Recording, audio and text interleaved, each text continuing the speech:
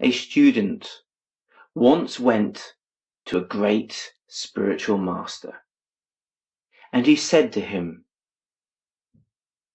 "I've overstepped myself with my training and with my life.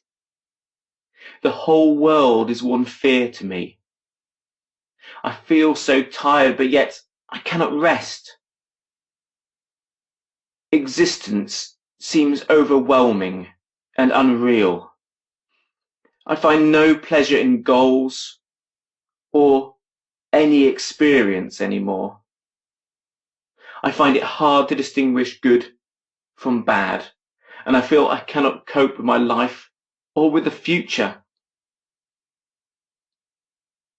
The great master reflected calmly and took from his pocket a bracelet made of purple beads and gave them to the student. "This is the path of recovery, the way of restoring health, balance, and vigor to life. Find yourself a harmonious place to sit twice a day, once in the morning, once in the evening, for 20 minutes at a time. Sit however you like, or as long as you don't fall asleep. You could lie, but keep your back straight. Watch your breath like it's precious and allow its natural rhythm to calm your soul. Keep your mind alert and aware so as not to forget yourself. Let it be your gentle intent to relax your entire being. The goal being ultimately to relax to such a degree that your mind and body are in total stillness. Each time your mind spontaneously brings a thought into being, make note of that thought by counting one of the beads on this bracelet. Let this be a natural process without struggle. The aim alone being to just sit in a relaxed way. The student asked, "Is this meditation?" "Some call this meditation," said the master. "In truth, it's just a form of relaxed being, a time you have set aside for yourself to bring health and harmony to your life." After each meditation session, allow yourself time to reflect on the thoughts that beset you during your period of sitting. If you've had less thoughts than the number of beads on your bracelet, permit yourself to remove a bead from the bracelet. When you have removed all the beads, you have achieved a complete state of inner harmony and serenity. The beads are also yours to wear and keep with yourself through daily life as a reminder of your quest. Let them be a constant reminder that a time has come in your life when you start to listen to yourself. You mentioned that the world seemed unreal to you. This is your mind telling you that it's time to dwell on real things. Many of us are so pulled into political and cultural events and figures that we don't notice the growing of plants, the movement of animals, the natural cycles that are all around us. The world has been designed to pander to human insecurities and our sense of selves. Detach from all this.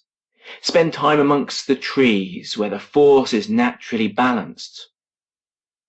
Indulge in real activities. Experience the seas, the rivers, the valleys and the mountains. Communicate with people you value remotely, but try to make an effort to really visit those you truly care for. Cultivate health and harmony within you by only putting into your body what represents health and balance to you. Let time pass and balance yourself with the breath and with the energy. Break your addictions and allow yourself to enjoy the natural tranquility of the world around you. Indulge yourself in simple activities to let your mind be at rest. Wholesome activities that bring value to yourself and others. Chop wood, carry water, cook, clean, grow food, and care for those you love. Treat each day as a lifetime, making sure you do something that makes the world better for others and that you enjoy and learn about the world around you. You mentioned the world seems daunting to you, so now it's time to dwell on what's calm and balanced. Put aside others' values and goals and things they try to tell you to do. Status, wealth, fame are nothing but the barking of dogs trying to rule a pack. It's very hard to achieve anything real when lured into such things, so release anything that wastes your time and energy. Learn to define yourself by what you don't do rather than what you do. Build your character as a sculptor carves a statue in stone by removing rather than adding to what's already there. Protect your mind. Do not invite into your living room images of death and destruction, betrayal and violence. Focus your mind on the true things of value around you. Move away from those with mixed intent and forgive those who have wronged you. Fate is their teacher, not you. Correct negative or confused thoughts and cultivate the opposite in yourself. It's important to focus on things you want to think about and not those you want to let go of. Remember, everyone alive has to be watchful and correct their thoughts on a daily basis. During times of hardship, when this is really needed, it's important to remind yourself that every time you redirect your mind from an unproductive, worrying thought, you've done something noble and should feel good about yourself. You're making the world better by making your internal world better. Imagine yourself as an untiring ruler of your mind, directing it with equanimity towards positive outcomes. And use every challenge and hardship that life presents to you as a training aid. Learn to use the sources of stress to remind you to be calm. Let the fears of loss remind you of how much you have, and jealousy and greed to teach you to let go. Use anger and resentment as motivation and inspiration. And let sadness and misery teach you compassion and kindness. In time you will become thankful that fate has been such a diligent teacher.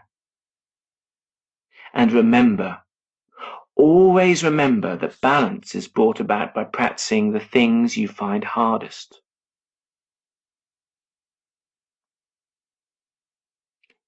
You mentioned you found it hard to rest and recover. So it's time to find the hidden joy in rejuvenation.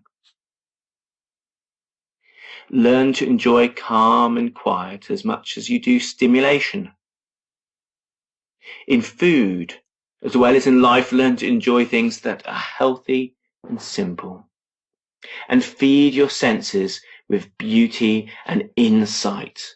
Nourish your soul with pleasant company and gentle fun. Help your body recover with exercise that aids your organs and calms your nerves. Let time pass and treat your body as you would a child in need of rest or a friend who is recovering from illness. And when you rest, remind yourself of the amazing ability you have to regenerate your mind and body. Before you enter sleep, take time to relax your entire being and really visualize your body repairing itself and your mind coming into a harmonious balance. Make sure you sleep through and let yourself sleep enough that you wake naturally. After all, it's your body's way of telling you that the repair is complete.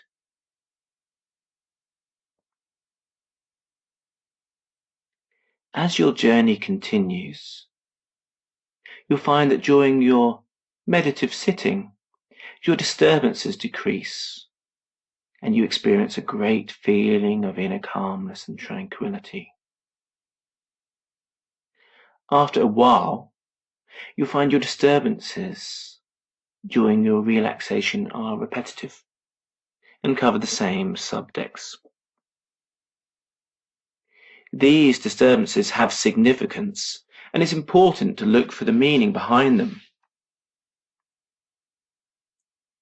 These thoughts point to areas of your life that need adjustment.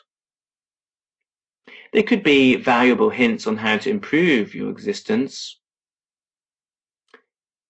or how to achieve your goals. It's important that you listen to yourself and actually make changes. You may find that to change your life, you need to change the way you view things or how you think. Your goal is to find a solution to each of these disturbances. Listen to them as if they've been talking to you. And just like we were listening to our feelings, you have now to listen to the thoughts that come during those moments of relaxation. Above all, keep a positive attitude. View your meditations as a chance to meet yourself, improve yourself, and cultivate inner harmony. Whatever issues and challenges arise, embrace them as you would any other challenge. If you find yourself stuck and the process seems to have stopped, ask yourself what your true goals are, your true motives. Use honesty and purity of intent to start things moving again.